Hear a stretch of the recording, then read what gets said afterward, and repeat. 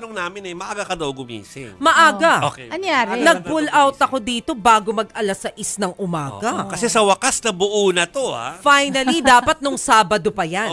May chairman na? May chairman na. Hinihintay ni Chiki na sa balita niya lalabas. Hindi lumabas. Wala eh. Members lang ang Yung lumabas. oo. At saka si Ante Claire Yes. ang nag-briefing nung Sabado. This time, si PBBM na mismo yung humarap at yung nakikita po ninyo sa inyong screen ang bumubuo ng Independent Commission on Infrastructure. So, ang magiging chair po niyan ay si retired Justice Andres Reyes. Siya po ay dating Associate Justice, of course, ng Supreme Court. Naging presiding justice din po siya ng Court of Appeals. Ang paliwanag ni Pangulong Marcos, bakit ba siya yung pinili? Kasi importante na expert pagdating sa batas, yung chairperson, to ensure na legal yung process na pagdadaanan. Especially mabusisi kasi yung kailangan nilang suriin, 'di ba? Kasi ang nakalagay po doon sa executive order na bumubuo sa ICI, bubusisiin po ng mga members yung nakalipas na 10 taon. Syempre, ang tanong, bakit 10 taon lang? Sabi ni PBBM, 2003 pa. Most likely nagsimula yung ganitong scheme. Ang paliwanag po dyan, ang requirement po kasi sa Commission on Audit o yung COA, i-keep o itago yung records sa loob ng 10 taon. So, ang sigurado po nila, may records tayo sa nakalipas na 10 taon. Yung before that, mukhang mas mahirap imbestigahan dahil wala tayong readily available na records. So, ang chair po, si Justice Andres Reyes. Nauna na pong sinabi, ni-report ni Chiki nung Sabado na ang members nitong ICI ay sina dating DPWH Secretary Rogelio Singson na kinuha daw po ni PBBM for obvious reasons dahil alam niya ang kalakaran doon sa ahensya na sinasabing involved sa anomalies ng flood control. So malaki yung maitutulong niya. At ang isa pa pong miyembro ay ang Certified Public Accountant na si Rosana Fajardo ng SGV and Company. And of course, si Baguio City Mayor Benjamin Magalong po ay itinalaga bilang special advisor. Hindi member, special advisor. Kasi ang paliwanag po dyan ni PBBM, pag magme-member, kailangan niya mag-resign as mayor ng Baguio City. Advisor lang. Oo. Siyempre, ang gusto ni Mayor Magalong, magstay siya as mayor ng Baguio City. Last term yata. Oo, tama. Kaya which naiintindihan naman daw ni Presidente. Kaya ginawa siyang advisor dahil despite the mga mga batikos. Kasi ang sabi ni PBBM, nung nagpunta siya sa Baguio para bisitahin yung flood control project yan, nakita niya agad kung gaano kadetalyado yung report ni Mayor Magalong. Investigador daw talaga Oo, sabi niya, investigador to agad. Nakita agad yung background niya na dati siyang hepe ng CIDG. And nag-investiga na dati. At nag-imbestiga ng Mama Sapano. So, walang sinasanto. So makikita na walang sinasanto. Kaya kahit daw mananatili siyang mayor ng Baguio City, pwede pa rin namang makatulong o makapagbigay ng contribution dun sa ICI na, by the way, nag-meeting na kanina. Nagsimula na. First meeting nila kanina, nag-oath-taking na rin sila bilang mga members. Tapos nandun din si Mayor Magalong, nanood siya. Kasama siya dun sa oath-taking. Pero ang nag-preside ng oath-taking, hindi si PBBM, kundi si Court of Appeals Presiding Justice Corrales, Pedro Corrales. Kasi ang sabi nga ni PBBM, he has to make sure na independent itong komisyon na to. Hindi daw sila makikialam kung ano yung magiging part ng mekanismo. Ito yung pinapakita natin mula sa PCO. Yan po yung oath-taking. So, nanonood din si Mayor Magalong. Pero si Mayor Magalong, witness siya. As special advisor, tutulong siya sa pagbibigay ng datos, mostly. Yes. Tutulong siya sa investigation. Kasi nandun yung expertise niya sa investigation. Lalo na po at wala nga daw pong walang contempt powers. Wala. So, dahil wala yun, ang gagawin lang nila is really to crunch, kaya nga may SGV They will crunch the numbers. Kahit na po maging hostile yung witness, they can analyze yung numbers kung merong katiwalian. Yun ang magiging job po nila dyan. So parang recommendatory lang tong body na ito. Investigative body kasi sila. So ang mangyayari, meron silang subpoena powers. So kapag meron silang kailangan na kausapin, pero silang i-documents, pwede nilang kunin yun. Pero kasi yun yung sinasabi ni PBBM kanina, yung contempt power, hindi kasi siya kumpensido na dapat bigyan. Kasi recommendatory sila eh. So pwede silang mag-recommend kung ano yung mga dapat gawin, kung sino-sino yung mga dapat kasuhan, isusumitin nila yan sa ombudsman, susumitin nila sa DOJ, kung may dapat i-contempt, bahala na yung mga ahensya na yun. Ako, Pero may extra step pa. I know big deal sa ilang sektor yan, ano? Pero sa akin, hindi ako masyadong worried about yung walang contempt powers mo. Kasi for me, pag uncooperative, may tinatago. Parang agad mo na yun dapat magdududa i-deduce. ka. Magduda ka na. Pangalawa, hindi maglala yung numbers din kasi. Kaya nga may SGV nilagay eh.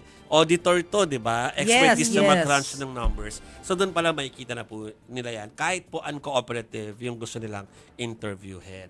Ay nako, gusto ko lang sabihin, Maricel, na talagang nakikinig sa'yo at nanonood ng masusi.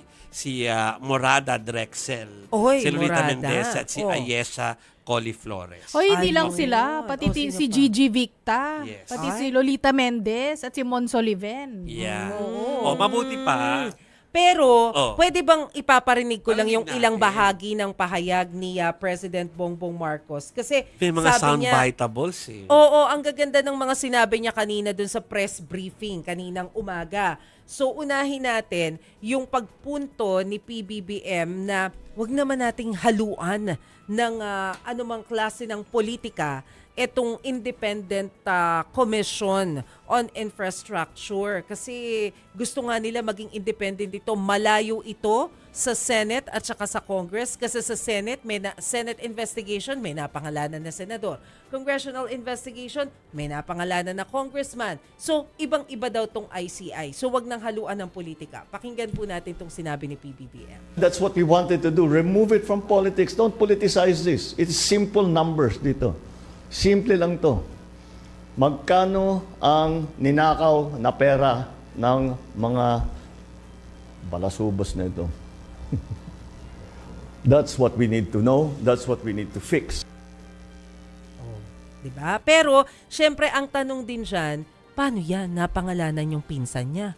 Na si House Speaker Martin Romualdez. Ha? Although, hindi naman direkta na sinabi ng mga diskaya na nagkaroon talaga sila ng direct transaction. Pero direkta yung tanong ng reporter. Pero, direkta yung tanong ng reporter. Na paano yan, napangalanan yung pinsan mo. Ang sabi. Ito yung sagot ni PBBM. There's only one way to do it, isn't there? They will not be spared. All right. Anybody will say, hindi, wala tayong kinikilingan, wala tayong tinutulungan. Wala namang maniniwala sa'yo hanggat gawin mo eh. So, gagawin namin. At syempre, alam natin na nagngingit-ngit ang maraming tao sa galit dahil po sa korupsyon ng mga lintik na kontraktor na yan at mga opisyal ng gobyerno. Kaya kaliwat kanan din yung mga protest Sabi rallies. nga, wala na nga tayo pakialam kung may pakiramdam or mataas ang emosyon ng mga politiko na yan tungkol sa mga nangyayari ngayon. Ang pinaka-importanting feelings po dito ay yung taong bayan na nagingit-ngit. Siyempre, Jovi, Chiki, ang napapag-usapan natin itong mga nakakaraang araw, hindi ba tayo matutulad sa Nepal? Na grabe, yung sa tindi ng emosyon dahil sa korupsyon, nauuwi po sa karahasan. Huwag naman sana dahil ayaw natin ng violence, pero makikita rin natin yung matataas na emosyon nitong mga nakakaraang araw sa kilos protesta dahil nga po dito sa nangyayaring katiwalian. Ito po ang komento dyan ni Pangulong Marcos. I brought this up to show that you are enraged, to show that you are angry, to show that you are disappointed, to show that you want justice, to show that you want fairness. What's wrong with that? I want to show that there's justice. I want to show that there is fairness. I want to hold these people accountable just like they do. So I don't blame them. I don't blame them. Not one bit. Sabi ni PBBM, kung hindi siya presidente ngayon, sasama siya sa rally. Ang kagandahan din naman sa mga rally na naganap nung weekend, mga kapatid, very peaceful at yun talaga yung balak nila, peaceful rallies. Hahanap na ako ng gulo kay Chiki. Wala bang kaguluhan? Actually, ready naman tayo sana na mag-cover at ipakita yung mga yan, mga kapatid. Pero wala. At thank God, walang gulo. Yes, Which yes, is yes. good Oo. at least, Walang diba? gulo, umulan nga lang nung bandang tanghali. Ano po. Pero, Pero parang may rally pa, 'di ba? eto Sa na mga nga, ayan. magpo-promote ako. Sige. Dahil inaantay ito Magpo-promote ng rally? Hindi. Hindi ko nga alam kung si Barbie tsaka si Janet. Si Janet tsaka si Barbie kung sila itatawid dyan sa EDSA dahil may magaganap pa sa Sunday. So mga kapatid, ang buong persa po ng News 5 ng One News, One PH, saka True FM ay magmamount po ng special coverage sa Sunday, September 21. Yan yung ipopromote ni Jovi. Na Hindi yung rally. Hindi yung rally. i-cover po namin para yung iba kasi pupunta talaga no? Oo. Pero syempre may mga iba tayong kapatid na baka hindi po talaga makakaalis ng bahay. So nood po kayo dahil po sa ang coverage po namin ay magko-cover po hindi lang sa EDSA pati po sa Luneta at balita namin dahil may ibang venue na rin po ang Maisog ay co-cover din namin pati ang Maisog sa araw na iyon. Siyempre, all sides. All the time. All the time. Oo. So, tutukan niyo po sa Sunday sa One News, One PH, News 5, at saka dito po makinig kayo sa radio via True FM. Tiyempo, ha? Hindi na matutuloy si President Marcos sa pag-attend sa United Nations General Assembly sa New York. Dapat ang alis niya ay itong weekend. Yes. Ang sabi po ng Presidential Communications Office, mukhang ang kakatawan na lamang sa UNGA ay ang DFA. Sila ang kakatawan Saka may kay permanent PBBM. permanent UN representative. Yes. Diba? And dahil daw sa mga local issues, kaya hindi daw a-attend si PBBM. Okay. Kung ano-ano yung mga local issues na maraming yun, ganap dito ngayon. hindi natin alam. Pero yung araw na yun na dapat ay nasa UNGA po siya, yun nga, mangyayari ang maraming rally.